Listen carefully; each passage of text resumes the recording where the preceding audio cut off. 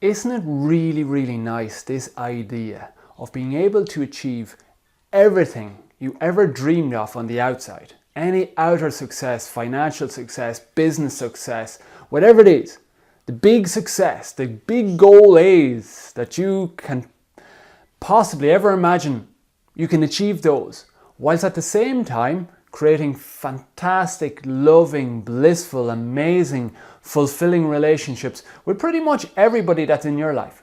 Wouldn't that be cool? It's a cool idea, and it's possible. It is so possible.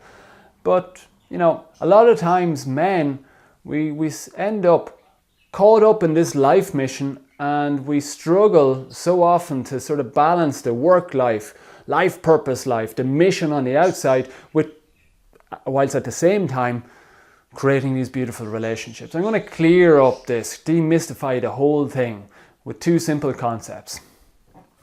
As men, we are most accustomed to telescopic view. Okay, what I mean by telescopic view is having your mind considering the future. It's always preoccupied with this future. You see the vision, you see the goal that you want to achieve, and you dedicate your mind to achieving that goal. You're always in preparation for that goal in this future point. And that in itself is a really great characteristic. It's a really great skill.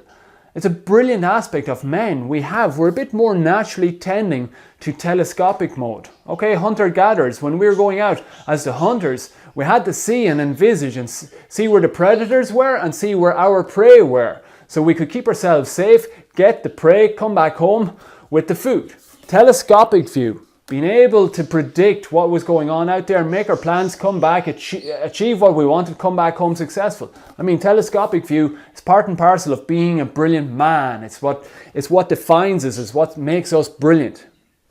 Now, what knocks us a little bit out of balance though is getting too caught up in telescopic view.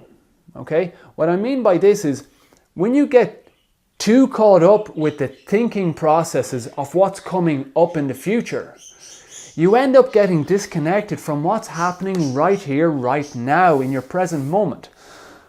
And this is where I bring in the whole idea of magnifying view. Now, if you look through a magnifying glass, I mean, I can't see anything beyond what's happening right here, right now, up into minuscule, teeny tiny little details that are right here beside me, okay? But magnifying view is like a state of mind, a state of being. It's being consciously present, feeling into the present moment. And when you meet somebody, the most important thing to create a beautiful experience with anybody in your life experience, from the stranger that you barely glance at in the bus queue, to your wife, to your children, to whoever comes into your life experience, is that if it's only for 2 seconds or 2 minutes or 2 hours of your time, whatever it is, that you gift your entire self to them. And the magnifying view is like you're totally in the present moment. You're not distracted by, oh, well, you have the meeting and as they're talking to you, you're asking questions, you've asked them how they are and how they're answering, but you're thinking about the meeting, or you're thinking about, Jesus, I'm actually late for work, or you're preoccupied, oh God, Tommy has to ring and I have to answer him back, as they're there talking to you.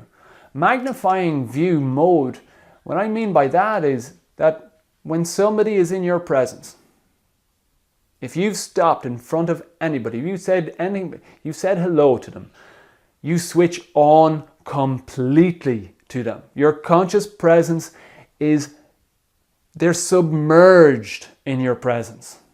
You submerge them into an ocean of your loving presence, of your total appreciation of who they are in that moment. If they have need of you, they have you totally. Okay? That's what's needed to create spectacular relationships. Most people, we don't do this.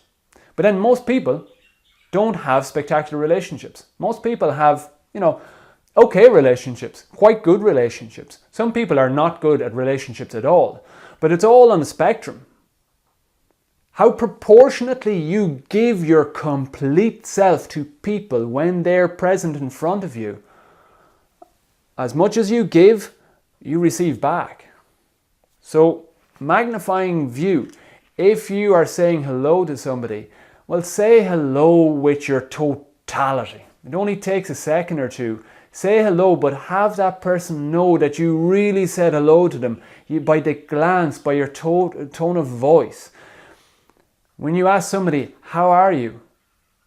Look, listen, feel into the response.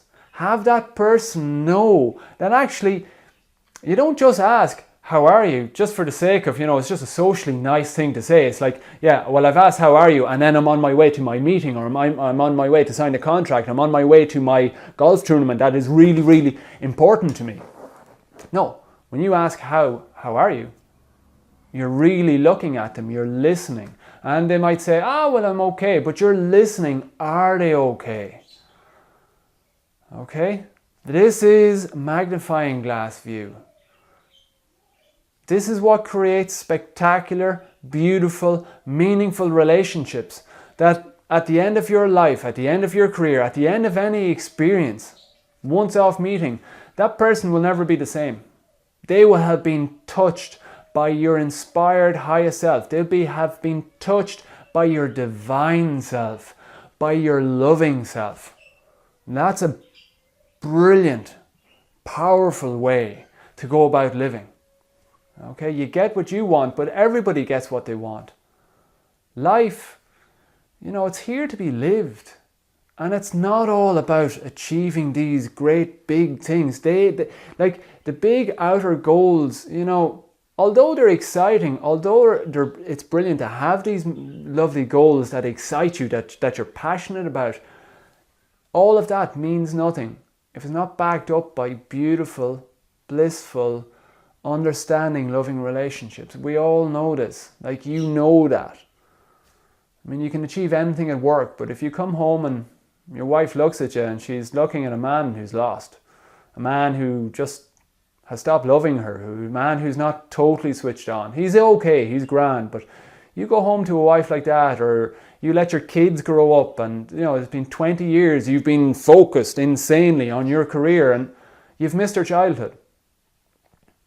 If your neighbour is living next door to you and they've lived next door to you for 20, 30 years and then they die with cancer or they move away, that person is gone. And they're gone with an impression of you. They're gone with, they have an idea of who you were, but, who you are at your core is divine love, divine appreciation of life itself. I'm just posing the question, are you really, honestly, when you look in the mirror tonight and you ask yourself, am I offering my divine highest self to every single person I meet, every single day of my life, from the people I spend the most time with to the person I meet for a split second? Who am I gifting? Am I caught up with telescopic view of all these outer things that seem so important? At the same time, am I giving the highest self, the magnifying view? Am I giving my totality? Both things are important. Go with the telescopic view, fine-tune that, achieve everything you want to achieve on the outside. But guys, just make sure you're backing it up with the magnifying view and people are getting your exceptional best self. You deserve that. They deserve that. Life deserves that. It's no fun without that. Okay, we know this. Go have a great day. Thanks a million.